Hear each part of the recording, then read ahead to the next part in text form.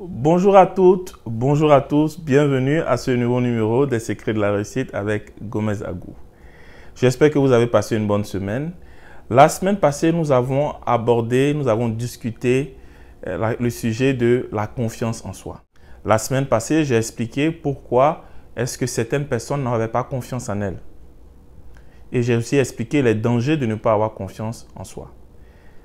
Alors, une fois qu'on a dit tout ça, cette semaine, je souhaiterais discuter avec toi, je souhaiterais discuter avec vous des secrets pour reprendre confiance, des secrets pour augmenter sa confiance, des secrets pour avoir confiance, pour se relancer à l'assaut de ses rêves, de ses passions et de ses ambitions. Allez, top, c'est parti. Première chose pour avoir confiance en soi, c'est l'apparence. C'est très important de soigner son apparence. Parce que c'est ton habillement que les gens regardent. Tu ne crois pas? Regarde ceci. Top. Top. Voilà, c'est ce que je voulais dire. Alors, tu vois la différence? Il y a une minute ou quelques secondes de cela et maintenant tel que je suis habillé. Si tu n'as pas confiance en toi pour commencer, il faut que tu apprennes à toujours être correctement habillé. Alors, bien sûr, les gens vont me dire, oui, c'est bien de bien s'habiller, mais il ne faut pas se fier aux apparences. Je suis d'accord avec toi. Il ne faut pas se fier aux apparences, mais la plupart des gens dans le monde se fient aux apparences. Ne pas se fier aux apparences, ça c'est le conseil. Mais la plupart des gens se fient aux apparences, ça c'est la réalité. Donc, chaque matin quand tu sors de chez toi, chaque jour quand tu entres en contact avec les gens, la première chose que les gens vont regarder, avant même que tu puisses leur adresser la parole, c'est la façon dont tu es habillé. Donc, habille-toi de telle sorte que tu puisses inspirer confiance. Et quand tu vas inspirer confiance aux autres, toi-même, tu verras que ça va te donner confiance dans tes rapports, dans tes relations avec les autres. Bien sûr, je ne dis pas de porter toujours un costume, une cravate, une belle chemise et tout ça. C'est pas ce que je dis. Mais généralement, la règle, c'est que regarde l'endroit où tu dois partir, l'endroit où tu es, l'endroit où tu vis. Regarde comment les gens s'habillent et en général, essaie de t'habiller légèrement un niveau au-dessus de la plupart des gens. Qu'est-ce que ça veut dire de façon pratique? Si tu es dans un endroit où les gens, par exemple, s'habillent en général les garçons tricot, culotte, par exemple, ou short, essaie de porter plutôt un tricot, mais avec un jean ou avec un pantalon. Si les gens s'habillent jean, tricot, essaie de porter plutôt jean, chemise. Tu es dans un lieu de travail où les gens portent pantalon, chemise, paire de souliers, mets une cravate dessus pour être toujours légèrement au-dessus. Si les gens portent cravate, pantalon, souliers sans costume, mets une veste dessus. Tu vas créer, tu vas inspirer confiance. Ça fera que les gens te prendront tout de suite pour quelqu'un de sérieux. Et ça va t'aider toujours à prendre confiance en toi-même parce que les gens te feront confiance pour commencer. Pour les dames en général, essaie de t'habiller de façon que les gens ne puissent pas tout de suite se dire que tu es une dame, une demoiselle facile ou de basse moralité. C'est très important. Donc, habille-toi comme tu veux. En tant que dame ou en tant que demoiselle, généralement, tu sais qu'est-ce que signifie bien s'habiller, qu'est-ce que ça signifie s'habiller décemment. Mais surtout, fais attention de ne pas t'habiller au point où les gens puissent commencer déjà à te prêter des intentions ou une moralité qui n'est pas la tienne. La deuxième chose, fais attention à ton environnement, à ceux que tu appelles tes amis. Je le disais la semaine passée, il n'y a pas de rencontre entre deux individus, il n'y a pas de rencontre entre deux personnes où une des personnes ne soit pas influencée par l'autre. Ça veut dire que lorsque toi, tu croises quelqu'un, soit tu influences la personne, ou soit la personne finit par t'influencer. Et si autour de toi, il y a beaucoup de gens qui ne croient pas en toi, il y a beaucoup de gens qui se comportent vis-à-vis de toi en te faisant comprendre qu'ils ne croient pas en toi, il y a beaucoup de gens chaque jour qui te disent qu'ils ne croient pas en toi, tu risques de perdre confiance en toi. Et si tu es une personne qui déjà pour commencer n'a pas confiance en elle et que tu es entouré par ce genre de personnes-là, tu es mal barré, tu es dans les problèmes. Écoute, si tu sors le matin avec ta montre et tu demandes dans la rue à quelqu'un, il est quelle heure? La personne te dit par exemple qu'il est 11 heures, alors que ta montre affiche 10 heures. Tu demandes à 2, 3, 4, 5 personnes et toutes les personnes à qui tu demandes, peut-être au bout de la 5e personne, toutes ces personnes t'ont dit qu'il est 11 heures. La première chose qui risque de t'arriver, c'est de te demander si ta montre là n'a pas un problème. Si tu ne fais pas attention, tu risques même d'envoyer la montre chez le réparateur de montre pour lui demander de changer la pile. Pourquoi? Parce que plusieurs personnes t'ont dit qu'il était 11 heures alors que ta montre, elle, affiche 10 heures. Notre cerveau a tendance à croire que si plusieurs personnes disent la même chose, cela signifie que c'est la vérité. Tu es entouré de plusieurs personnes qui passent leur temps à te dire que tu ne peux pas réussir, à te dire que tu ne vaux rien, à se moquer de toi lorsque tu leur parles de tes projets, à te dire que ça ne va pas marcher, à te dire que tu ne réussiras jamais, à te rappeler que tu as échoué dans le passé. Si tu as ce genre de personnes autour de toi, ça sera difficile pour toi d'avoir confiance. Le conseil que je te donnerai, c'est commence à t'éloigner petit à petit de ce genre de personnes. Si tu ne peux pas t'éloigner de ce genre de personnes, commence à ne plus leur parler de tes projets de réussite. Commence à ne plus leur parler de tes rêves. Commence à ne plus leur parler de tes ambitions. Commence à ne plus leur confier ce que tu souhaiterais faire dans le futur pour ne pas que ces gens-là mettent le doute en toi. Tu vas me dire, non, Gomez, c'est vrai ce que tu dis, mais ce sont des gens avec qui j'ai grandi, ce sont des membres de ma famille, ce sont des gens avec qui je suis allé à l'école, ce sont des potes à moi, ce sont mes potesses, ce sont mes copines. Donc si je fais ça, ces personnes vont se fâcher. Mais si tu ne fais pas ça, tu ne vas pas réussir dans ta vie. Entre faire fâcher quelqu'un et puis rater ta vie, entre rendre quelqu'un mécontent et puis ne pas réussir dans ta vie, entre les deux, c'est quoi toi tu préfères? Honnêtement. Ce n'est pas parce que quelqu'un est ton ami que ça veut dire automatiquement qu'il doit devenir ton confident. Ce n'est pas parce que quelqu'un est ton ami que ça veut dire automatiquement que tu dois partager avec lui tes projets, tu dois partager avec lui tes rêves, tu dois partager avec lui tes ambitions. Bien sûr, les gens avec qui tu partages tes rêves, avec qui tu partages tes projets, avec qui tu partages tes ambitions, doivent forcément être des amis. Mais ce n'est pas à tous tes amis que tu partages tes rêves, tes projets, tes ambitions. Non.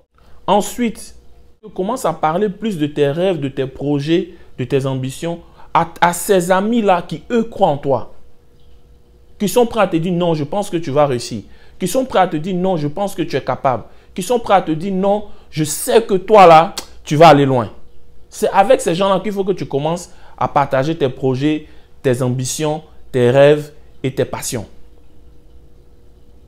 Ensuite, parmi tes amis là, quand tu as un rêve, commence à avoir des amis qui ont déjà fait ce rêve.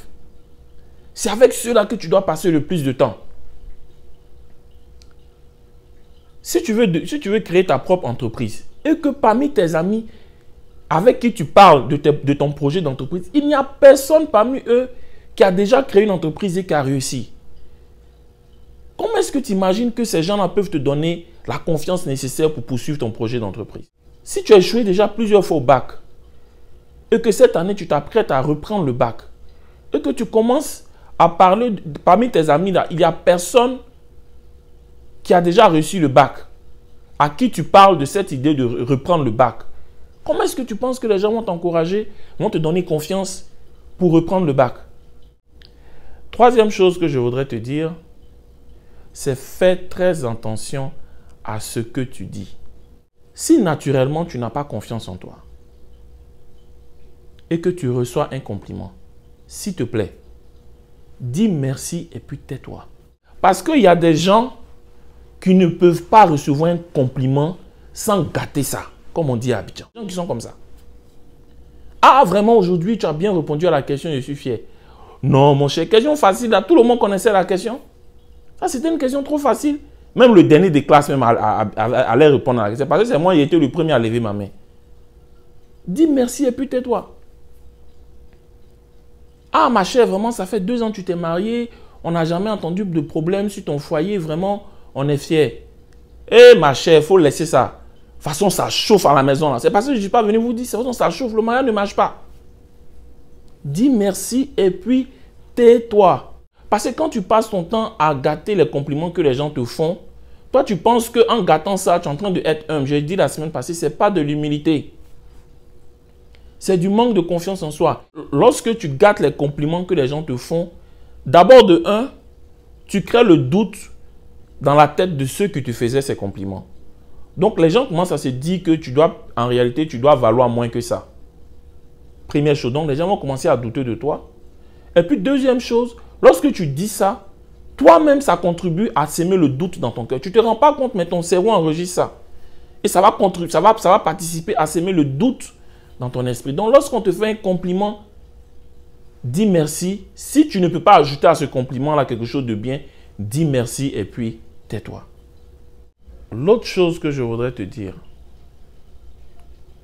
dis-toi que les gens qui ont réussi dans la vie n'étaient pas différents de toi.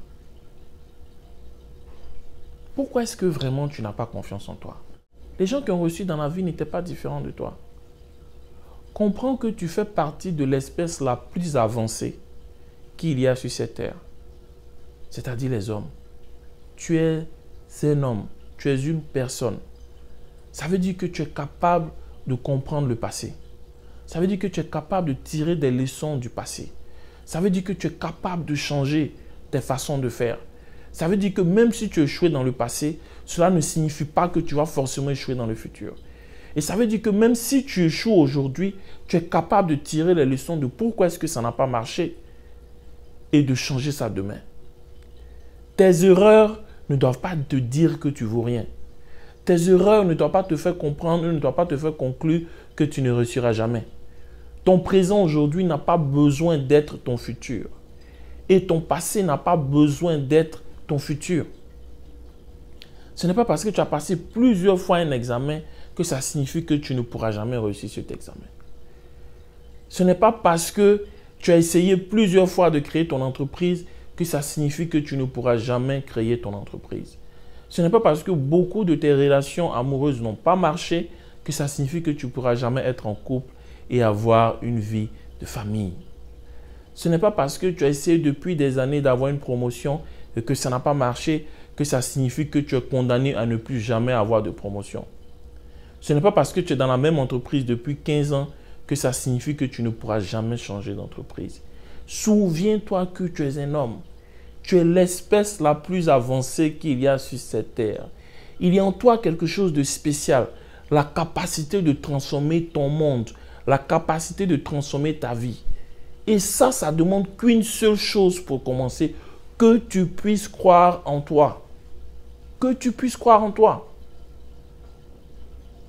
Tous ceux qui ont réussi ont toujours commencé d'abord à croire en eux.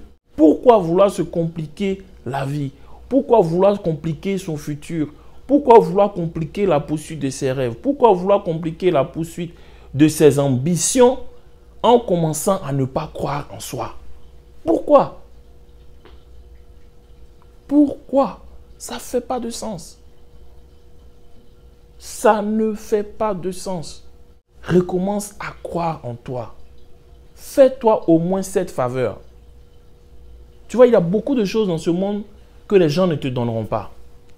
Il y a beaucoup de choses dans ce monde que tu ne pourras pas forcément avoir ou tu ne pourras pas forcément t'offrir. Mais il y a au moins une faveur que tu dois te faire toi-même. Tu dois te faire confiance. Il faut que tu te fasses confiance. Et s'il y a une idée qui te passe par la tête, s'il y a une idée qui est tellement restée dans ton cœur et au point de devenir maintenant un rêve, au point de devenir quelque chose pour laquelle tu n'arrives plus à dormir, au point de devenir une ambition, ça veut dire que quelque part, il y a Dieu qui sait que tu peux réussir. Il y a l'univers qui sait que tu peux réussir. Et quelque part au plus fond de ton cœur, tu sais que tu peux réussir. C'est pour ça que l'idée est là. C'est pour ça que l'idée ne part pas. C'est pour ça que cette idée a grandi petit à petit et au point de ne plus pouvoir te laisser tranquille. Au point de t'obséder. Au point de devenir un rêve. au point de devenir ton ambition, au point d'y penser tout le temps. Si tu ne pouvais pas réussir cette idée, l'idée ne serait pas là. Ce n'est pas possible. Mais l'idée demande qu'une seule chose pour commencer à devenir une réalité, à devenir ta réalité. Cette idée demande que tu te fasses confiance. Garde la foi en toi, parce que c'est par là que la confiance commence. Garde la foi en Dieu, parce que c'est lui qui plante dans ton cœur les idées qui plus tard deviendront de grandes réussites pour toi. Reste audacieux parce que tu n'as qu'une seule vie. Que Dieu te bénisse. Merci de m'avoir suivi. Like, partage, commente et à la semaine prochaine.